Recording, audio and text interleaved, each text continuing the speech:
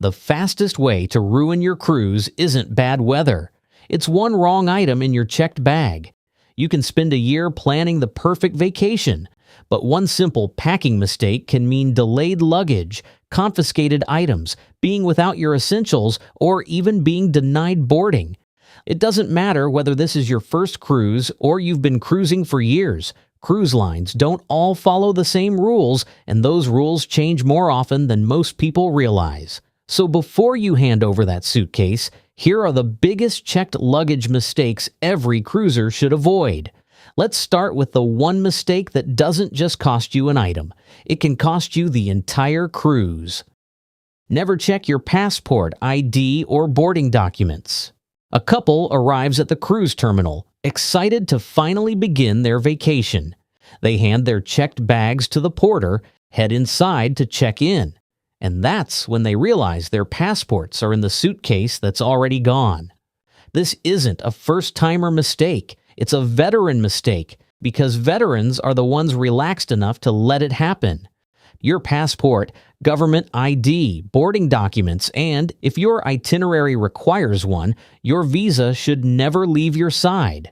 Cruise lines can deny boarding to a passenger who can't produce identification at the terminal, and no amount of pleading with a check-in agent fixes a passport sitting in cargo. And as more cruise lines rely on digital boarding passes, app-based check-in, and mobile documents, your phone has become part of your embarkation kit too.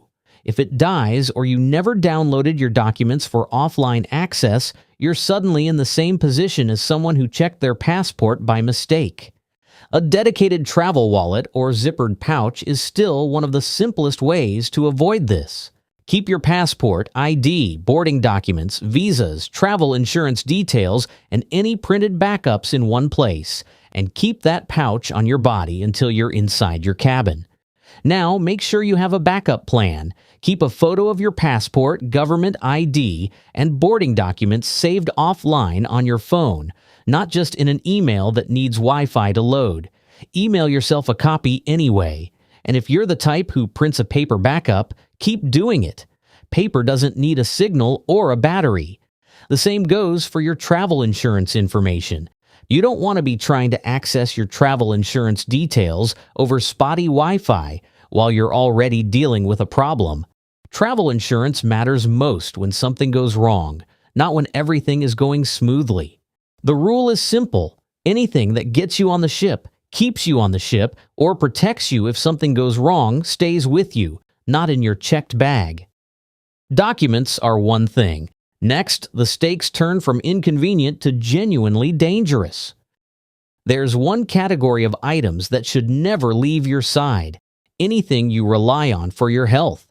Once your ship leaves port, whatever medication and medical equipment you have with you is what you have. Your health isn't the place to take chances. Daily prescriptions, insulin, EpiPens, inhalers, and motion sickness medication all belong in your carry-on every time. Most cruise lines don't require these in original packaging for their own security screening, but that can change by destination.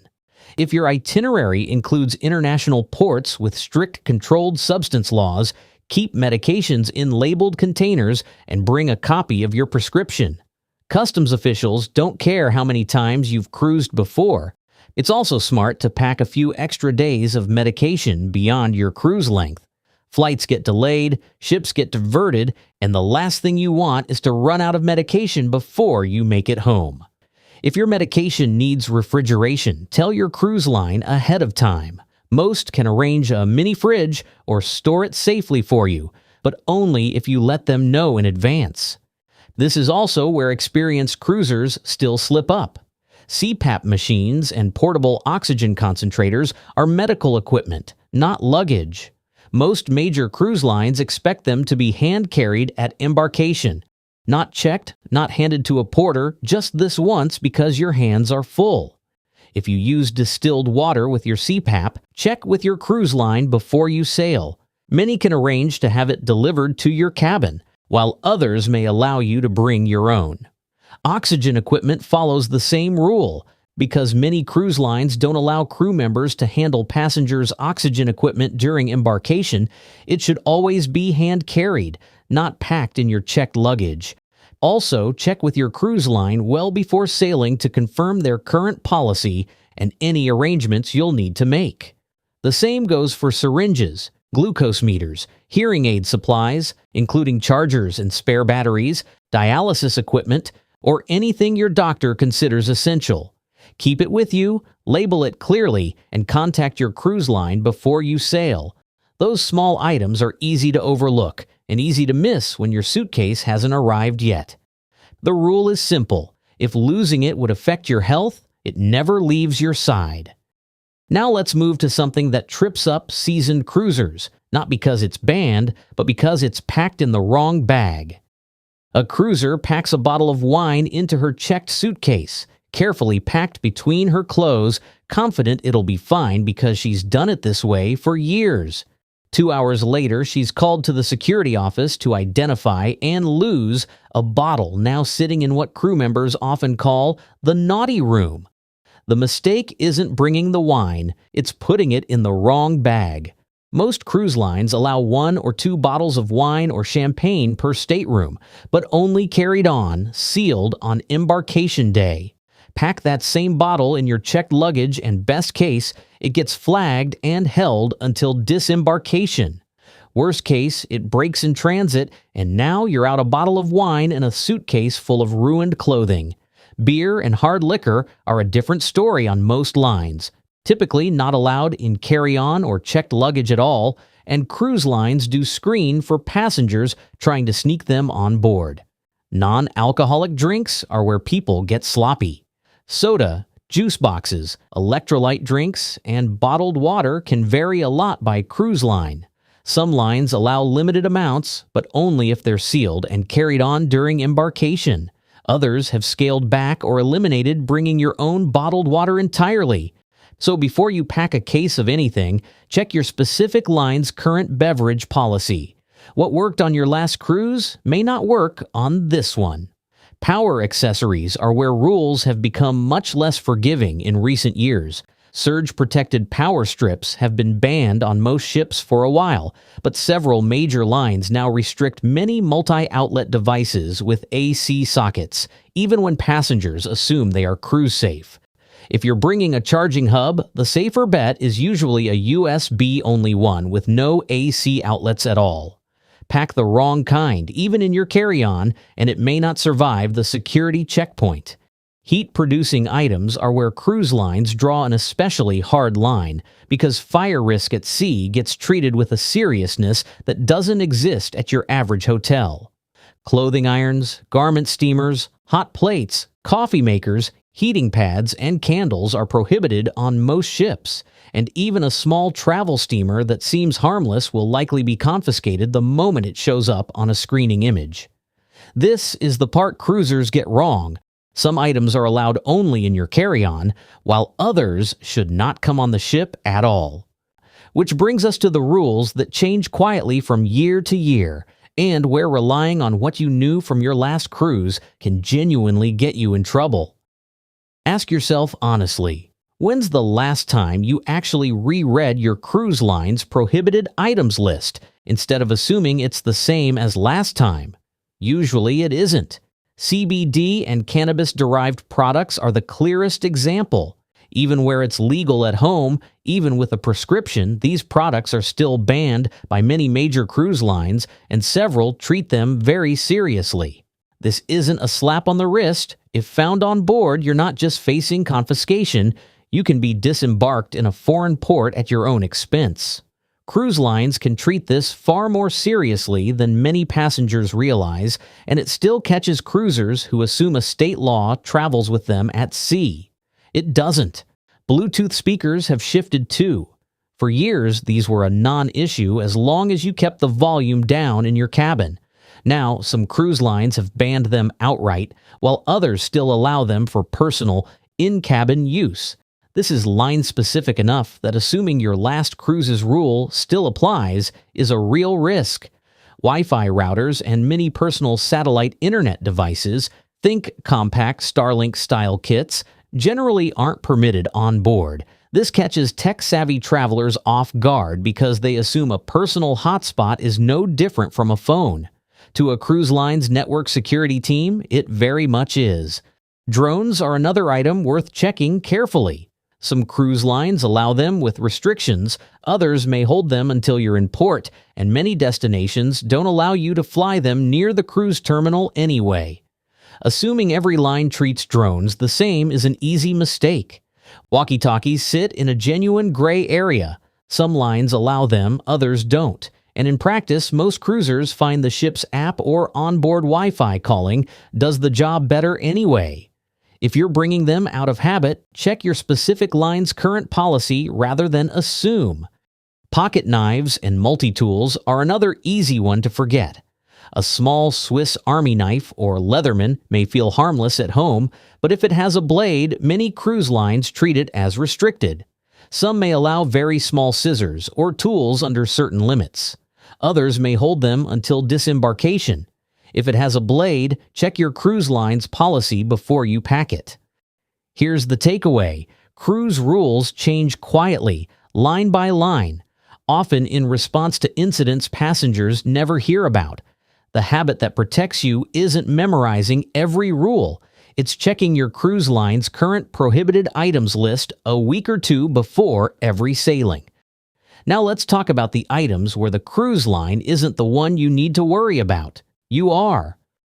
Here's an uncomfortable truth most cruisers don't think about. From the moment you hand your suitcase to a porter, it passes through more hands, corridors, and unattended hallways than almost any other piece of luggage you'll travel with all year.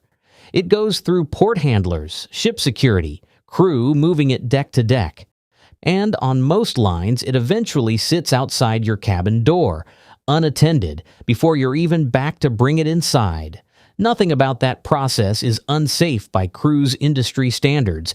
It's just not a system built around protecting a $6,000 watch. Jewelry, watches, cash, and credit cards should never be checked. Not because theft is common, it isn't, but because if something does go wrong, cruise lines carry limited liability, just like airlines. They're not compensating you for a missing heirloom ring anywhere close to its actual value. Carry valuables with you on embarkation day, then use your cabin safe once you're settled. The same logic applies to electronics. Phones, tablets, cameras, laptops, e-readers, and chargers should stay in your carry-on. Not because they're prohibited, but because you'll want them on day one anyway. You're downloading your cruise line's app, taking your first photos, maybe working remotely before your cabin's ready. None of that happens if those devices are sitting in cargo for half the day. Here's a detail that surprises a lot of veteran cruisers. The lithium-ion battery restrictions you're used to from flying don't always apply the same way once you're dealing with the cruise line's own checked luggage rules. But technically allowed and smart are different things. Loose batteries, power banks, and certain devices can still get flagged or held by ship security. Keep them with you regardless. Then there's the group nobody puts a price tag on: car keys, house keys, and anything irreplaceable. If your checked bag is delayed, which does happen, you don't want to be locked out of your own car in a terminal parking garage 3 states from home. Same goes for anything sentimental: a child's comfort item, a keepsake, anything a trip to the ship's gift shop can't replace. If losing it would genuinely upset you, it belongs on your body, not in your bag. If you're traveling with someone, another smart trick is to split a few outfits between both checked bags. If one suitcase is delayed, neither of you starts the cruise with nothing to wear. Think of your checked suitcase as the place for things you can wait for, not the things you can't replace. So now that we've covered what to keep out of your checked bag, let's finish with what smart cruisers make sure is in their carry-on instead. Depending on the ship and the day, it can take several hours for your checked luggage to arrive at your cabin door, something that surprises first-time cruisers and still catches plenty of experienced cruisers off guard.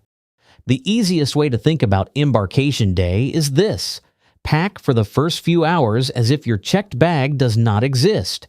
Some experienced cruisers go one step further and actually wear their swimsuit under their travel clothes on embarkation day. That way, they can head straight to the pool or hot tub without hunting for a restroom to change. That means a swimsuit, a cover-up, flip-flops or closed-toe shoes, sunglasses, sunscreen, and a change of clothes. Then, pack the small toiletries that make you feel human after a travel day. Toothbrush, deodorant, facial wipes, contacts, or glasses, whatever your version of feeling like yourself requires. If you like wiping down cabin surfaces, pack a travel-sized pack of disinfecting wipes instead of aerosol cleaners or bleach products. If you normally travel with a refillable water bottle or insulated tumbler, keep that in your carry-on too.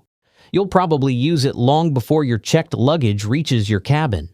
If you're flying in the same day as your cruise, remember that TSA's carry-on liquid rules still apply at the airport, even though the ship itself is generally more relaxed about full-size toiletries once you're aboard. Many veteran cruisers have picked up a habit worth stealing. Pack whatever you plan to wear to dinner that first night directly in your carry-on. That way, the moment your cabin opens, you hang it up and stop wondering when your suitcase will show up. Bring your phone charger and a portable power bank. Just make sure it complies with both your airline's and cruise line's rules. You'll be using your phone constantly on embarkation day for the cruise app, photos, messages, reservations, and check-in, often before you've even seen your cabin. And finally, here's one item many cruisers still don't think to pack: a tracker, an AirTag, a tile, a Samsung Smart Tag. It doesn't matter which, as long as one goes inside your checked bag before you hand it off. It won't stop your bag from being delayed, but it'll tell you where it is, and that alone can save you hours of unnecessary stress on embarkation day. So, what's one thing you'll never put in your checked cruise bag again? Let us know in the comments. Some of the best cruise tips on this channel have actually come from other viewers. And before you go, check out another video here on Cruise Insider. It'll help you avoid even more cruise mistakes. Happy cruising!